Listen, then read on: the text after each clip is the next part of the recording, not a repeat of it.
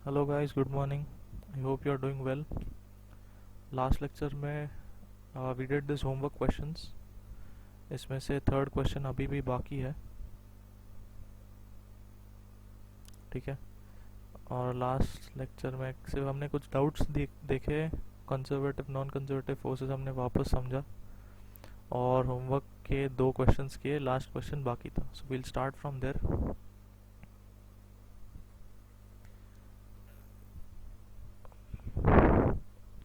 सो third question था,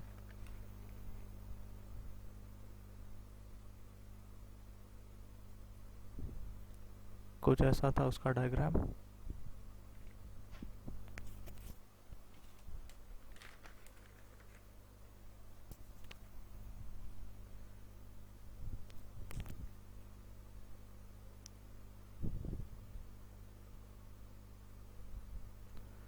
right, ये मास block था एंड यहाँ पे टेंशन था T1, T2, T3, ठीक है। यहाँ पे अभी मैं डायरेक्शन नहीं दे रहा हूँ, विल सी कि एफपीडी में हम लोग डायरेक्शन देंगे। ओके। और क्वेश्चन में उन्होंने पूछा था कि find out the forces T1, T2 and T3, ठीक है। Find out the forces T1, T2 and T3, ठीक है। तो ये भी सेम ही चीज़ है, हमें components of force find out करने हैं, ठीक है। तो कैसे करेंगे मैं आपको दिखाता हूँ। पहले इसका है ना, ये मास ब्लॉक है, इसका एफपीडी बनाएंगे हम लोग, ठीक है। उससे पहले let us go step by step. पहले तो ये इस पॉइंट का हम लोग डायग्राम बनाएंगे, ठीक है। तो इस पॉइंट पे ये एक फोर्स है इस तरफ, ठीक है।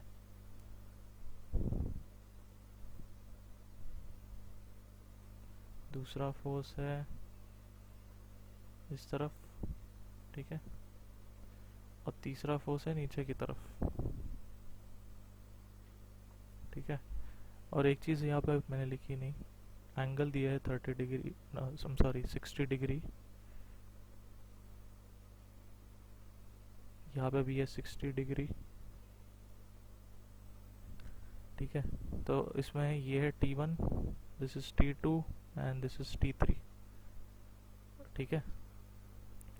तो यहाँ पे हम लोग फोर्स के कंपाउंड्स कैसे करेंगे बाद में देखते हैं। पहले we'll draw the FBD of this block, ठीक है। ये मास है m, और इस पे फोर्स है इसका due to weight, that is mg। और देखो टेंशन भी है, and what kind of force is tension, it's a pulling force. तो यहाँ पे डायरेक्शन क्या होगी, this way, right, because it is pulling.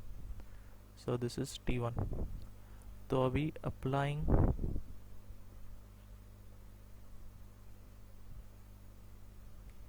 Newton's second law of motion,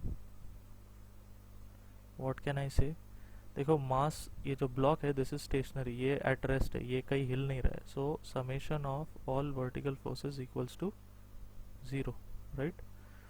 तो कैसे लिखेंगे हम लोग, तो हमारा साइन कन्वेंशन है कि जो भी ऊपर की तरफ है उसको हम लेते हैं पॉजिटिव, और नीचे की तरफ है उसको लेते हैं नेगेटिव। तो यहाँ पे T1 होगा पॉजिटिव और minus mg is equal to 0। So T1 की क्या वैल्यू मिलती है हमें, इट इज़ mg, ठीक है। तो इस T1 की वैल्यू मिली हमें mg, ठीक है। तो T1 हो गया, अभी T2 और T3 फाइंड आउट करना है। तो देखो अभी कैसे फाइंड आउट करेंगे। What will do, will form a triangle with this, okay. तो इसके फोर्स कंपोनेंट्स फाइंड आउट करने के लिए हम क्या करेंगे, थोड़ा सा एडजस्टमेंट करेंगे। देखो जैसे लास्ट टाइम हमने किया था, ट्रायंगल बनाया था, दिस कहा गया फॉर एग्जांपल, या ये फोर्स उठा के हमने यहाँ रखा था, ट्रायंगल बन गया, we found out the components. वैसे ही यहाँ पे भी करेंगे। तो देखो ये वाला मैं उठा के रखता हूँ यहाँ पे, एंड ये फोर्स उठा के रखूँगा यहाँ पे, ठीक है। और उन्होंने एंगल्स दिए हमें, ठीक है। कौन सा एंगल दिया देखो, ये इसका जो एंगल है, you know this, which means ये पहले T1 ये जो लिखा है ये हटा देते,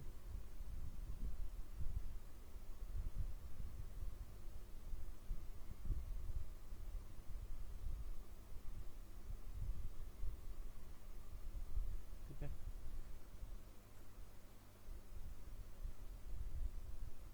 तो यहाँ पे देखो 60 डिग्री है, तो ये जो T3 था ना यहाँ का, ये हमने उठा के यहाँ रखा है, और इसका 60 डिग्री एंगल देखो, ये है 60 डिग्री, राइट। और इसका 60 डिग्री एंगल है यहाँ पे, राइट।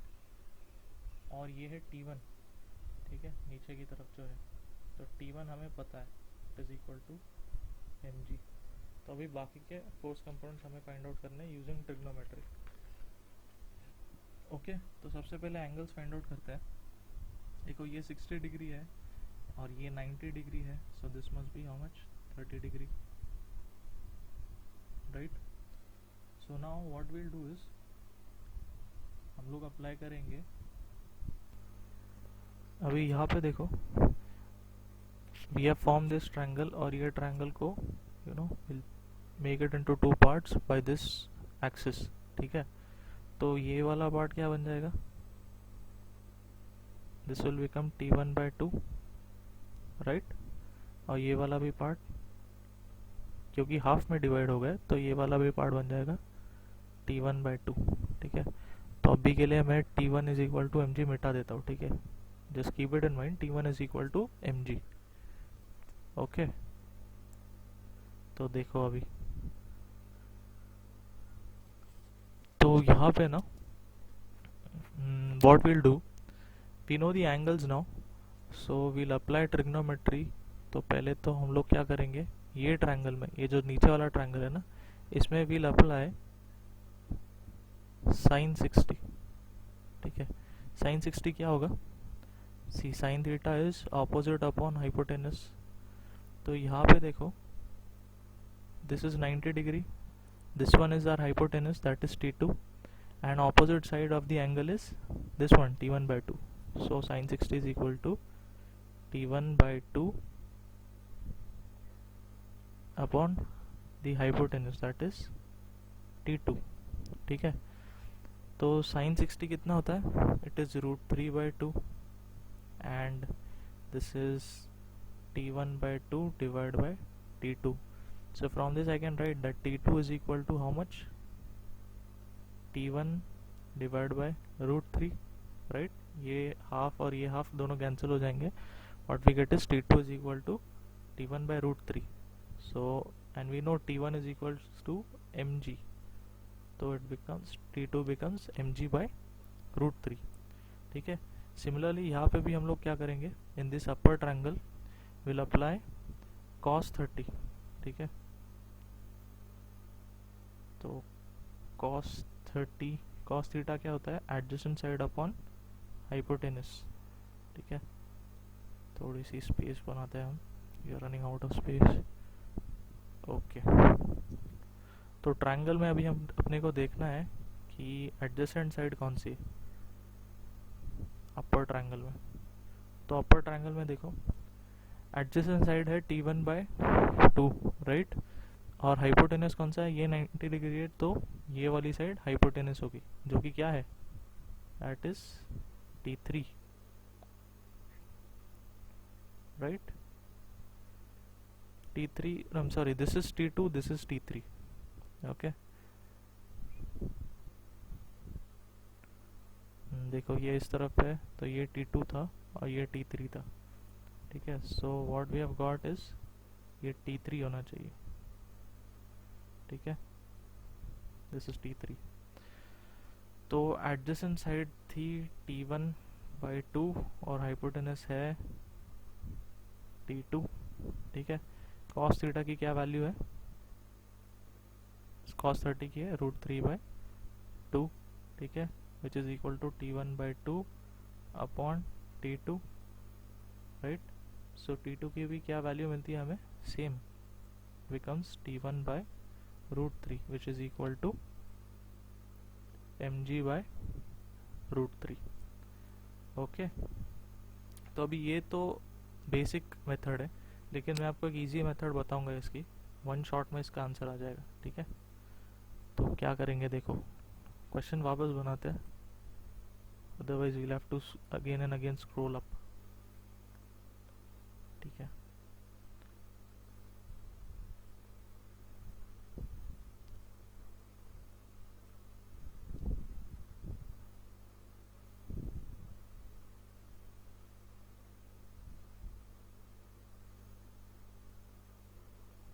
ओके ऐसे फिगर था, राइट.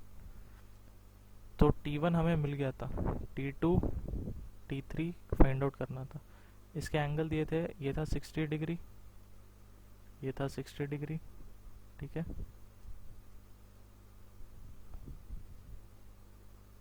ठीक है. तो T1 हमें मिल गया था, it is equal to mg, right. वो जो FBD ऑफ द ब्लॉक है वो वापस बनाना पड़ेगा. ओके, लेकिन ये जो कंपोनेंट्स हमने फाइंड आउट किया ना, दिस पार्ट, ये थोड़ा और इजी करता हूँ. देखो, जब भी आपको ऐसा सिनेरियो मिलता है जहाँ पे 3 forces are intersecting at a single point, तो आपको क्या अप्लाई करना है, साइन रूल. तो साइन रूल क्या कहता है, देखो यहाँ पे जो एंगल है ना, this one, let us take this angle as A, let us take this angle as B, and let us take this angle as C. So what does sine rule say, T1 upon sine of A, ठीक है, angle opposite to that force, is equal to T2 upon sine of B. ठीक है, T2 upon the angle opposite to that force is equal to T3 upon sine of C. ठीक है, T3 के opposite C angle है इसलिए. ठीक है, now what we have to do, we just have to find out these angles.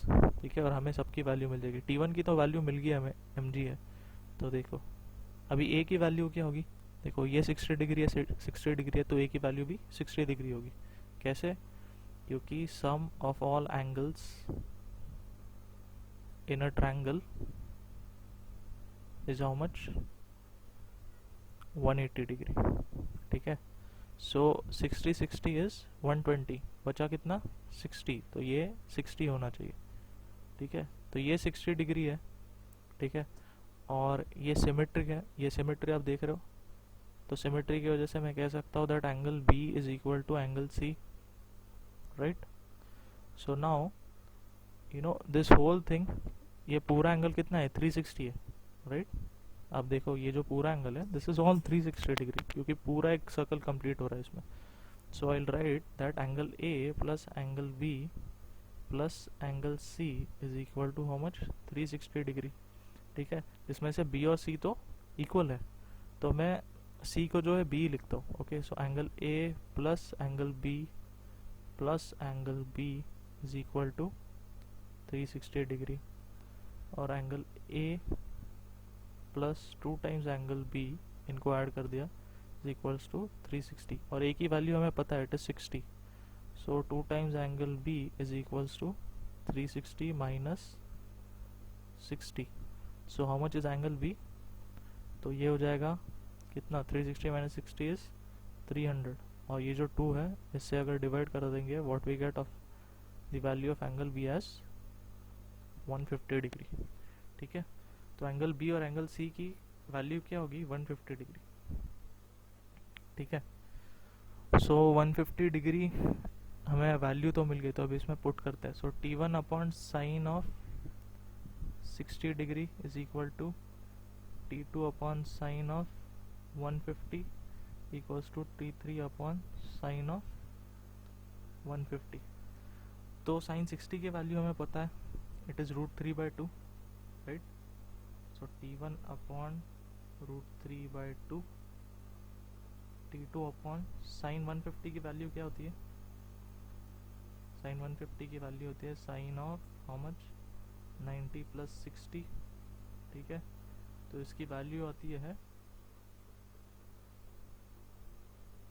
Half. आप compound angle formula लगा के देख लो, ठीक है, sine of A plus B, ये वाला फॉर्मूला, ठीक है। क्या होता है ये, साइन ए, चलो कर ही देते हैं, पूरा सॉल्व भी करते हैं। So sine of A plus B का फॉर्मूला होता है sine A cos B plus cos A sine B. तो क्या होगा, साइन 90, ए 90 है, कॉस कितना है, कॉस ऑफ 60 प्लस कॉस ए मतलब कॉस ऑफ 90 साइन ऑफ 60।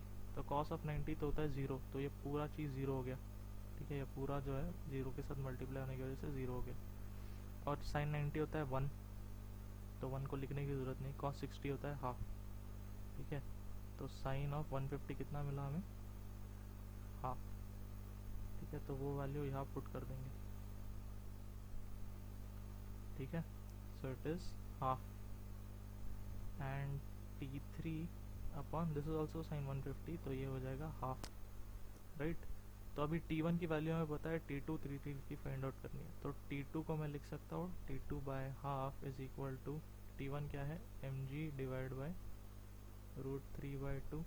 तो देखो ये दोनों कैंसिल हो गया, क्या मिल गया T2 की वैल्यू, mg डिवाइड बाय √3, ठीक है, यही वैल्यू है mg डिवाइड बाय √3, देखो T2 की। और सेम वैल्यू हमें मिलेगी T3 के लिए, देखो सेम ही है क्योंकि T2 और T3।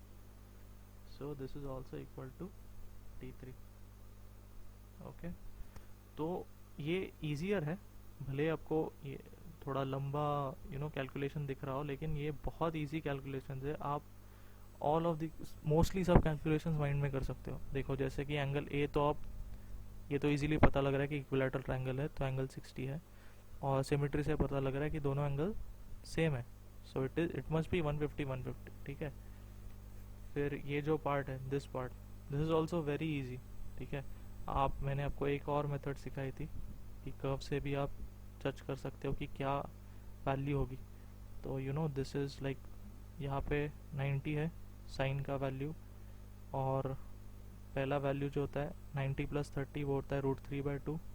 फिर दूसरा वैल्यू 90 के आगे 45 पे होता है 1/√2, और 90 प्लस 60 का वैल्यू होता है अगेन हाफ, ठीक है। तो ये आप डायरेक्टली आप निकाल सकते हो इसका वैल्यू, साइन ऑफ 150 का वैल्यू, वो भी पॉजिटिव होगा क्योंकि it is about the X axis, ठीक है। तो तुरंत हो जाता है, आपको सिर्फ ये एक फॉर्मूला अप्लाई करना है, ठीक है।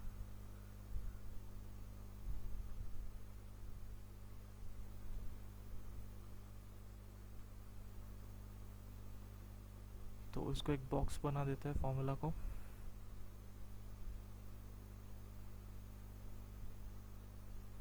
ठीक है, sine rule, okay. So I guess the third example is also clear, homework question था।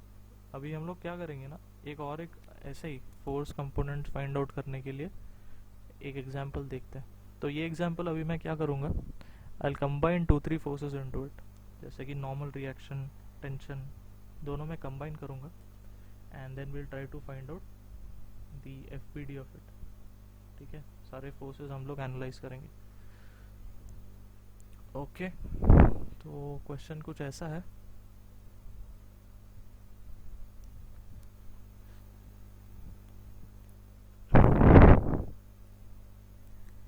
कि देखो ये एक इंक्लिनेशन है,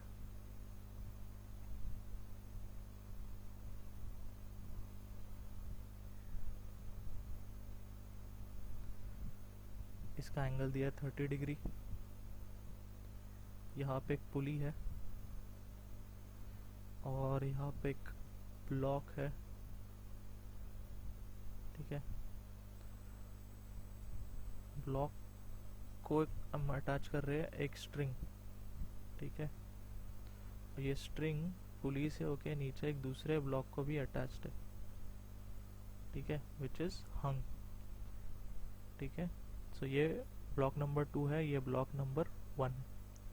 ओके, तो अभी हमें फाइंड आउट करना है दोनों ब्लॉक्स का एफपीडी, ठीक है, और उनके फोर्सेस।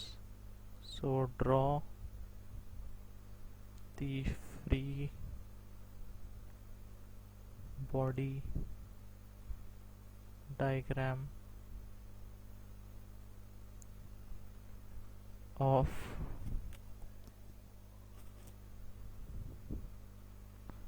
both blocks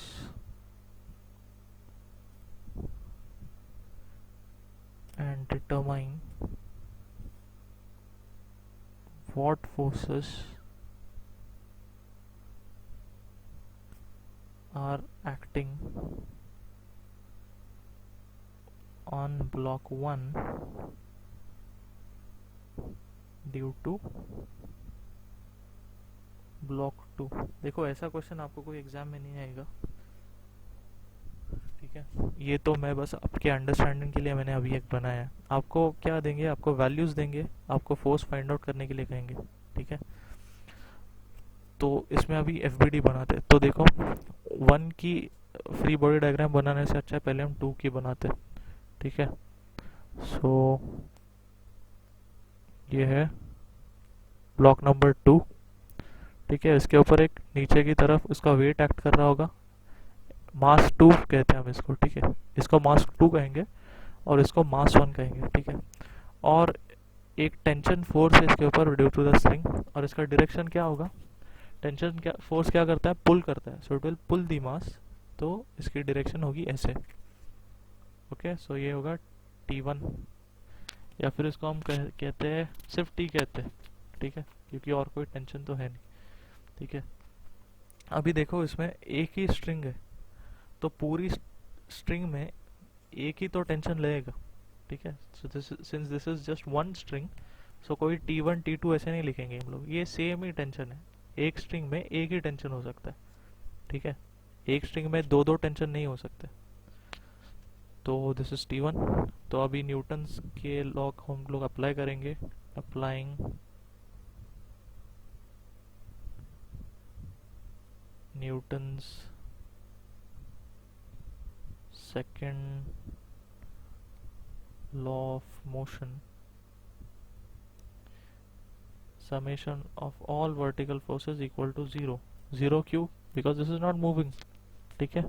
कहीं पे कहा है हमको this is moving, ये पॉइंट से वो पॉइंट जा रहा है, वर्क डन निकालो, ऐसे कुछ भी नहीं दिया, दे आर स्टैंडिंग इन, मतलब रेस्ट पे है, ठीक है। तो वर्टिकल फोर्सेस 0 है, तो इसका मतलब मैं क्या लिख सकता हूँ, T minus m2g is equal to 0। T ऊपर की तरफ है तो पॉजिटिव, m2g नीचे की तरफ है इसलिए negative. So how much is T, T is m2g, ठीक है। T की तो वैल्यू हमें मिल गई। अभी हम लोग बनेंगे free body diagram for mass 1। तो अभी इसमें ही देखो, पहले इसमें ही बनाते हैं कुछ, ठीक है, ताकि बाद में कंफ्यूजन ना हो। तो इसमें वेट एक्ट करेगा, कैसे एक्ट करेगा, वर्टिकली डाउनवर्ड्स एक्ट करेगा, ठीक है। कितने एंगल पे एक्ट करेगा, हमने लास्ट लेक्चर में ही देखा था, ये एंगल कितना होता है, ये एंगल उतना ही होता है जितना इंक्लिनेशन है, so this will be 30 degrees, ठीक है। दिस इज m1g, ठीक है। और फिर हम इसको कंपोनेंट्स में डिवाइड करेंगे, ये कंपोनेंट, ये वाला कंपोनेंट और ये वाला कंपोनेंट, ठीक है। तो कर लेते हैं, चलो।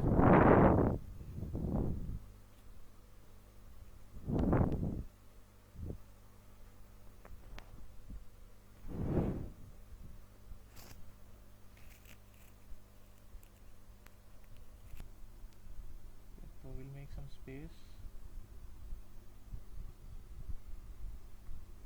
क्या होगा,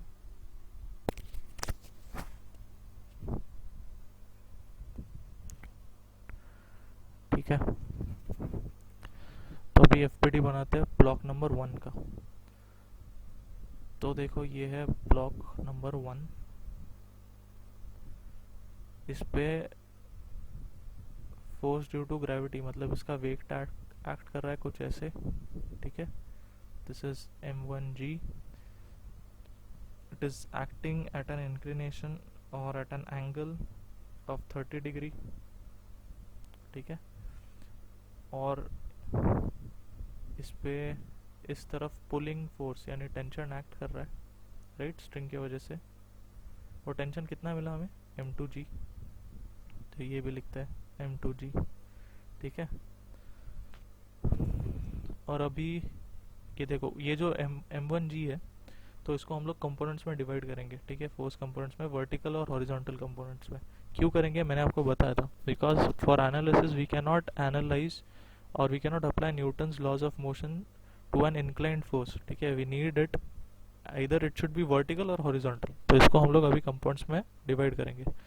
तो मैंने आपको ये भी सिखाया था, if it has to go along this angle 30 degree, what we use, cos theta, तो ये बनेगा m1g cos थीटा, राइट। हमने किया ये सॉल्व, ठीक है। और if it has to be along its perpendicular, okay, इससे परपेंडिकुलर अगर लेना है तो इसको हम लिखेंगे m1g sin थीटा, ठीक है। तो ये दोनों कैसे आते हैं हमने देखा है लास्ट टाइम, लास्ट लेक्चर में। सो अगर आपने अटेंड नहीं किया है, प्लीज़ अटेंड दैट, आपको क्लियर हो जाएगा। And now we have divided this force into its horizontal vertical components, तो ये रहेगा क्या, ये नहीं रहेगा, तो इसको हम मिटा देते हैं, ठीक है। अरे सब कुछ मिट गया,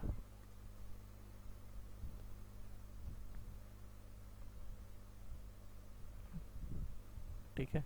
तो ये हो गए तीनों फोर्स, ठीक है। अभी इस ब्लॉक के ऊपर देखो, इस ब्लॉक के ऊपर और एक फोर्स एक्ट करेगा विच इज़ नॉर्मल फोर्स, ठीक है, ऊपर की तरफ, क्योंकि ये ब्लॉक जो है ज़मीन के अंदर तो नहीं जा रहा है, ठीक है। So the ground is holding it at its place, तो मतलब कुछ तो इक्वल एंड ऑपोजिट फोर्स लगा रहा होगा फॉर इट्स ग्रेविटी, ठीक है, for this mg cos theta, ठीक है। तो ये ऊपर की तरफ नॉर्मल रिएक्शन भी एक देगा, ठीक है। So this is the normal reaction. तो ये हो गया free body diagram of this block, ठीक है। अभी इसमें अगर वो कहते हैं suppose if they mention that coefficient of friction is equal to 0.3 या फिर 0.2, जो भी कुछ है, मतलब वो बता रहे कि ये जो सरफेस है ये स्मूथ सरफेस नहीं, यहाँ पे फ्रिक्शन है, तो फ्रिक्शन फोर्स भी कैसे लगेगा, if this mass block is to be pulled in this way, इस डायरेक्शन में अगर पुल हो रहा है तो फ्रिक्शन फोर्स कहाँ लगेगा, रेजिस्टिंग होता है, तो ये अपोजिट डायरेक्शन में लगेगा। तो यहाँ पे एफबीडी में हम लोग यहाँ पे और एक फ्रिक्शन फोर्स भी देंगे, ठीक है, इस तरह, ठीक है, फोर्स ड्यू टू फ्रिक्शन। तो ऐसे बनेगी इसकी फ्री बॉडी डायग्राम, ठीक है। तो इस पर आप अभी Newton's laws of motion apply कर सकते हो, डीएलएम्बर्ट प्रिंसिपल अप्लाई कर सकते हो, okay.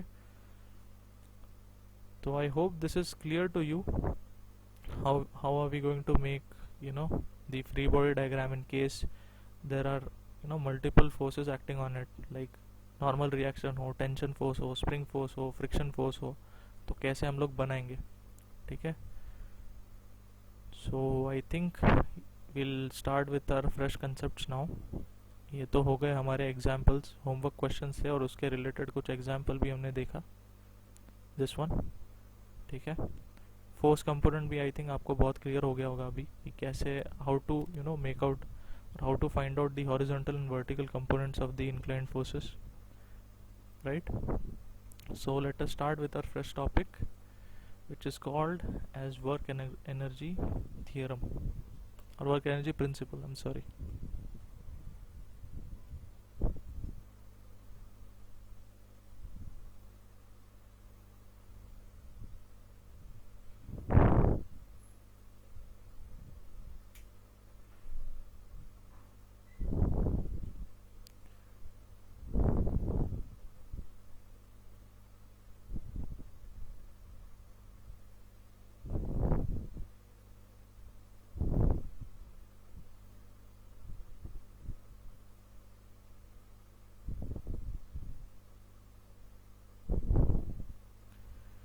Okay, so work energy principle.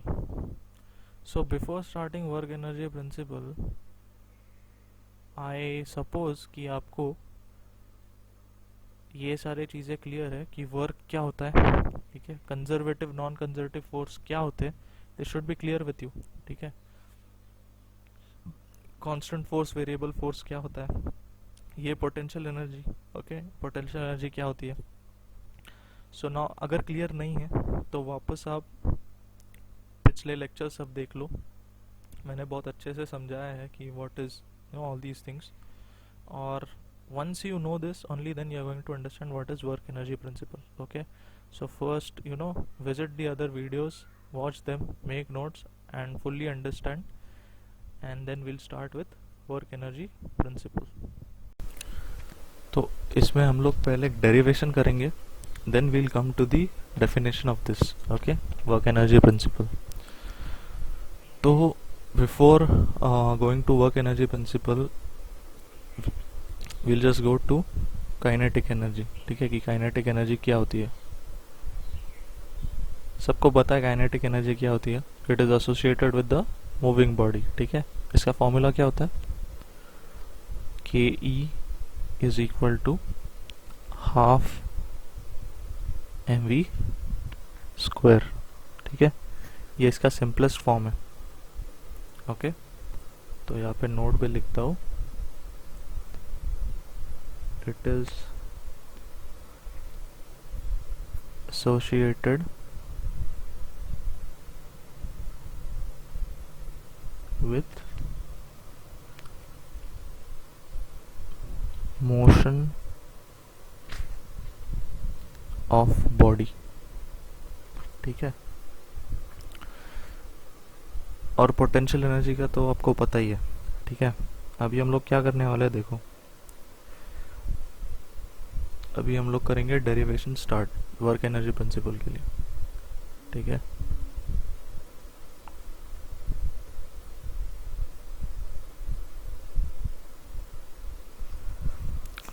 तो पहले तो आपको वर्क डन का तो फॉर्मूला पता है, work done is equal to integration of F D S no for variable force from S initial displacement up to final displacement, right? और आपको ये भी पता है from Newton second law that force is equal to ma, ठीक है। तो ये हम लोग सब्स्टिट्यूट कर देंगे यहाँ, तो क्या मिलेगा हमें, work done is equal to integration of initial displacement up to final displacement, यहाँ होगा ma ds, ठीक है। इसको ब्रैकेट खोल के हम ऐसे भी लिख सकते हैं, इनिशियल फाइनल ds, ठीक है। तो अभी देखो what we are going to do is, हम लोग एक्सेलरेशन जो है, एक्सेलरेशन को हम लोग डिफरेंशिएशन के फॉर्म में लिख सकते हैं कि change in velocity with respect to change in time, ठीक है। ये डिफरेंशिएशन फॉर्म है, will get to know this when you learn differentiation, कि एक्सेलरेशन को ऐसे लिखते हैं, वेलोसिटी को change in displacement with respect to change in time ऐसे लिखते हैं, ओके। तो अभी देखो इसको मैं ऐसे भी लिख सकता हूँ in form of partial differentiation, that dv by ds multiplied by ds by dt, okay, where s is displacement, v is velocity, t is time। अभी यहाँ पे मैंने ऐसे नहीं किया multiply and divide by ds, ठीक है। यहाँ पे I didn't do that multiply by ds divide by ds और फिर ऐसे लिखा है, नहीं ऐसे नहीं है, this is form of partial differentiation, okay.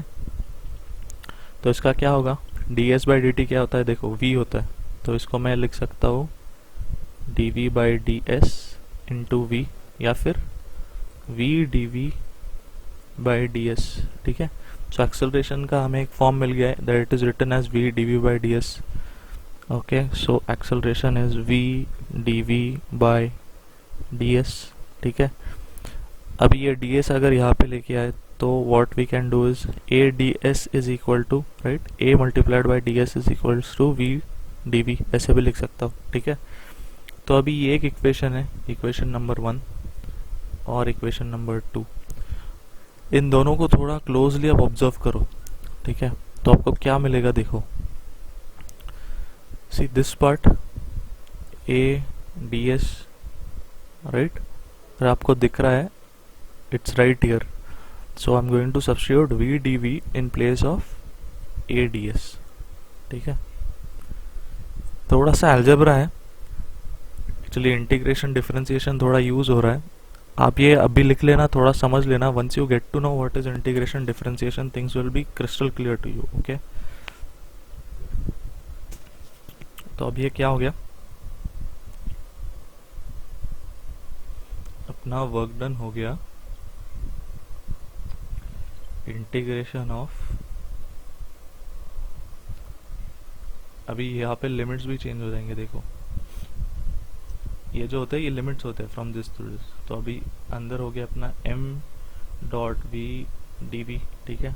तो लिमिट्स किसके आएंगे, ये जो d के साथ होता है ना, इसके लिमिट्स आते हैं, पहले s था यहाँ पे, इसलिए s initial minus s initial up to s final था, अभी v है, इसके लिए क्या आएगा, v initial up to v final, ठीक है। तो अभी देखो क्या बन गया ये, तो अभी इसको अगर हम इंटीग्रेट करेंगे, ठीक है, तो इंटीग्रेशन का एक फॉर्मूला होता है कि आपको अगर इंटीग्रेट करना है x dx को, ठीक है, तो ये क्या हो जाता है x स्क्वायर बाय 2, मतलब सॉरी ये मैं थोड़ा फॉर्मूला के इसमें लिखता हूँ,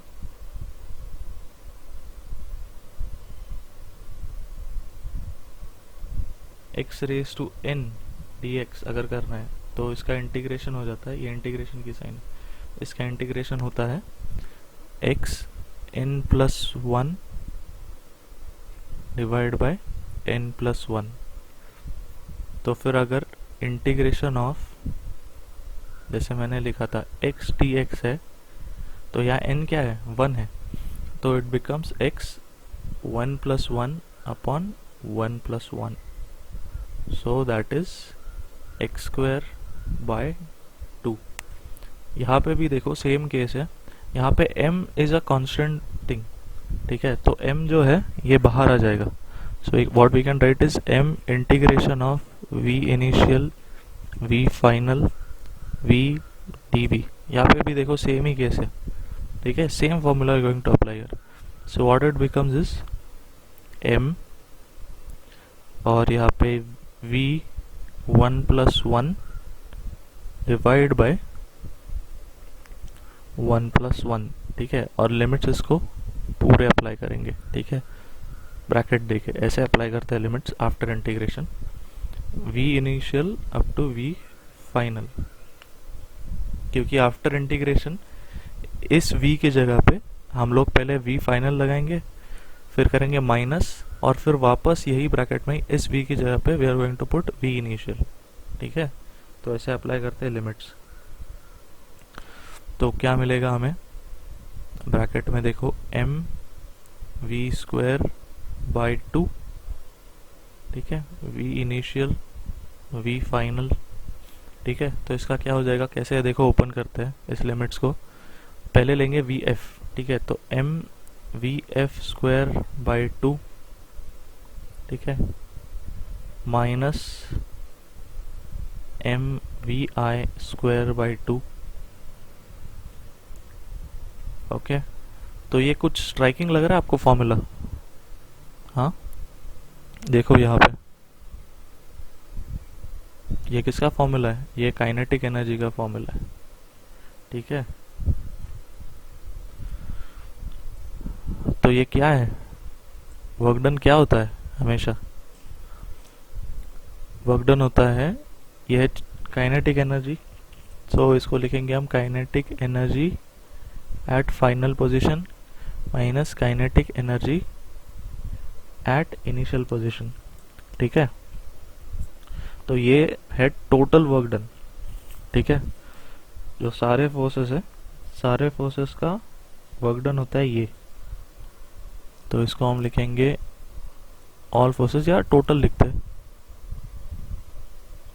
ठीक है। तो ये याद रखना, अभी खत्म नहीं हुआ है derivation, it has just started, ठीक है। लेकिन इसको हम will mark this as one of our formulas, ये आप यूज कर सकते हो फॉर्मूला, ठीक है। अभी आगे बढ़ते हैं, let us make some space.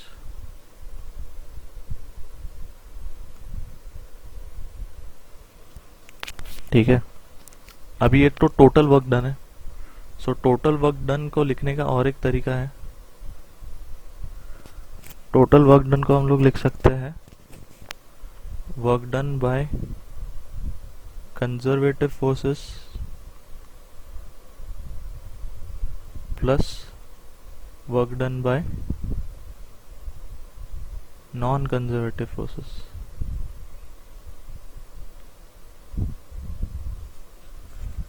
ठीक है,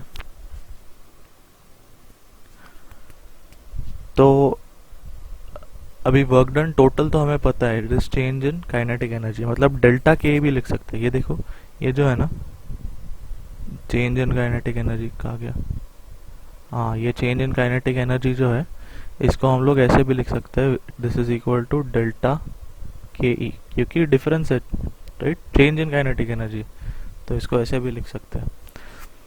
और वर्क डन बाय जो नॉन कंजर्वेटिव फोर्सेस होते हैं ना, दिस वन, और I would say like work done by conservative force हमने जो देखा था, जैसे कि मैं आपको लेके चलता हूँ ऊपर पोटेंशियल एनर्जी की तरफ, कहा गया पोटेंशियल एनर्जी, हाँ ये देखो यहाँ पे।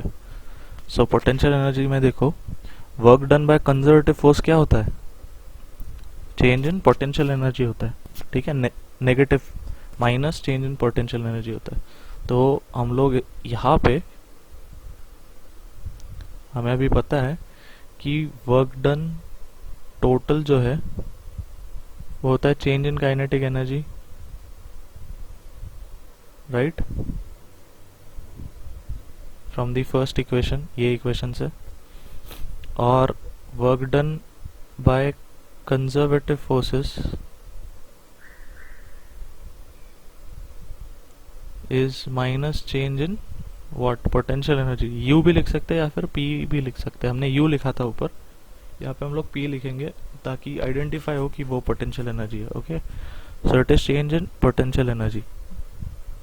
ठीक है, तो ये अभी सारे वैल्यूज इसमें सब्स्टिट्यूट करेंगे, ये इक्वेशन में, इक्वेशन 2 कहते हैं इसको, ठीक है, इसमें सब्स्टिट्यूट करेंगे तो क्या मिलेगा हमें, देखो चेंज इन काइनेटिक एनर्जी, ठीक है, यहाँ पे चेंज इन काइनेटिक एनर्जी आ गया इक्वल टू यहाँ पे minus change in potential energy plus work done by non conservative forces. ठीक है, तो इसका मतलब क्या है, work done by non conservative force is equal to ये जो पोटेंशियल एनर्जी है उस तरफ लेके जाओ, so what we get is delta K E plus delta P. ठीक है, तो ये भी एक फॉर्मूला है work done of non conservative forces. ठीक है, तो हमें काफ़ी सारे यहाँ पे फॉर्मूलाज मिले हैं, सबको हम लोग बॉक्स करेंगे अभी वन बाय वन। ठीक है, देखो ये, ठीक है, और फिर ये,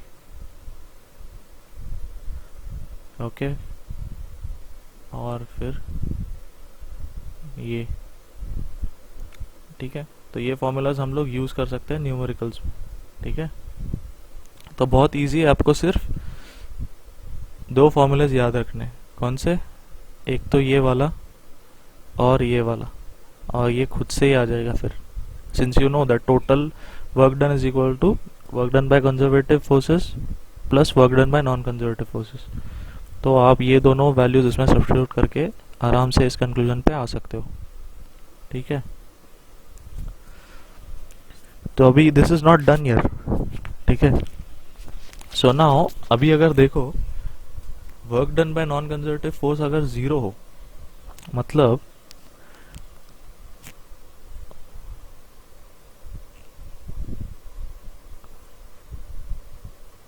now if work done by non-conservative force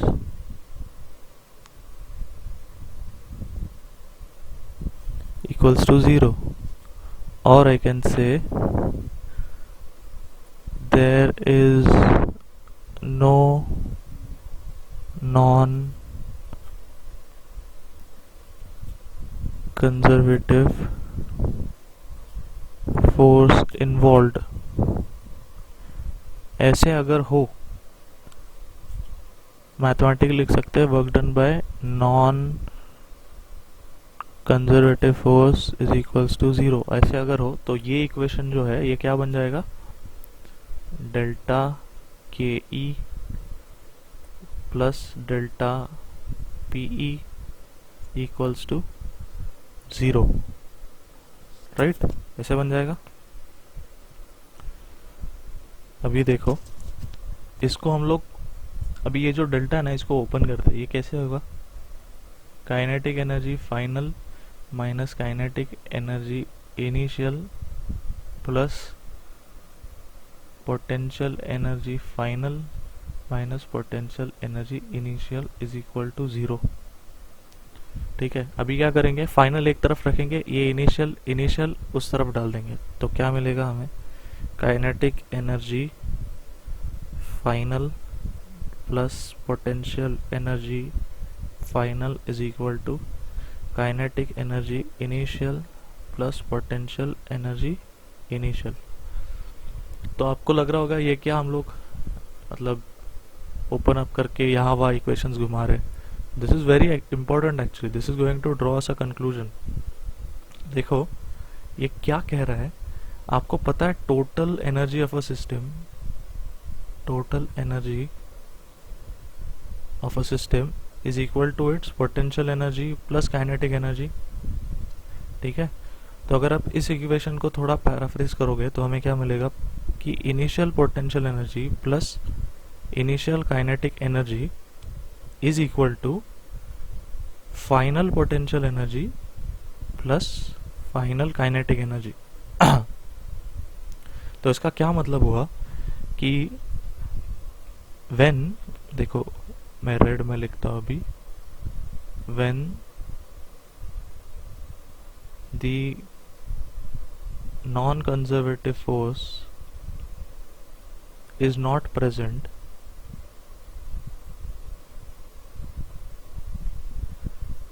then the energy is conserved.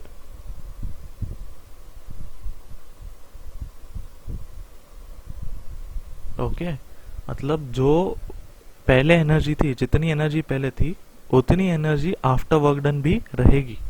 ठीक है, if the force is all, if the force involved is conservative force and non-conservative force is not present, ठीक है, so this is the work energy principle। ठीक है, तो इसको ऐसे भी लिखते हैं कि thus the mechanical energy is conserved। ठीक है, also it can be said कि the gain in potential energy is equal to loss in kinetic energy। ठीक है, और loss in potential energy is equal to gain in kinetic energy, right. देखो जितनी potential, क्योंकि total energy तो conserved है, तो अगर काइनेटिक एनर्जी कम हो गई तो it will be compensated in potential energy, और अगर पोटेंशियल एनर्जी कम हो गई then it will be compensated in kinetic energy, because the total energy is conserved, right. तो आपके टेक्स्ट बुक में भी यही डेफिनेशन दिया है आफ्टर, मतलब हालांकि ये जो डेरिवेशन है आपके टेक्स्ट बुक में नहीं है, but what your text book says is, देखो मैं पढ़ता हूँ यहाँ पे, if there is a decrease in potential energy, ठीक है, due to conservative force it is entirely converted into kinetic energy. मतलब क्या कह रहा है, देखो जो मैंने रेड में लिखा है कि नॉन कंजर्वेटिव फोर्स प्रेजेंट नहीं है, सिर्फ कंजर्वेटिव फोर्स है, और अगर पोटेंशियल एनर्जी में डिक्रीज हुआ then it is entirely converted into kinetic energy. ठीक है, दूसरा सेंटेंस है work done by force then appears as kinetic energy. आगे है vice versa, if an object is moving against the conservative force its kinetic energy decreases by an amount equal to the work done against the force. ठीक है, मतलब ये कह रहा है कि अगर कंजर्वेटिव फोर्स के अगेंस्ट कुछ जा रहा है तो उसकी काइनेटिक एनर्जी क्या होगी, डिक्रीज होगी, और जो एनर्जी डिक्रीज हुई है वो किस में कन्वर्ट हो जाएगी, पोटेंशियल एनर्जी में। जैसे मैं एग्जांपल देता हूँ, अगर आपको सेकंड सेंटेंस नहीं समझा हो, कंजर्वेटिव फोर्स ग्रेविटेशन ही ले लो। ठीक है,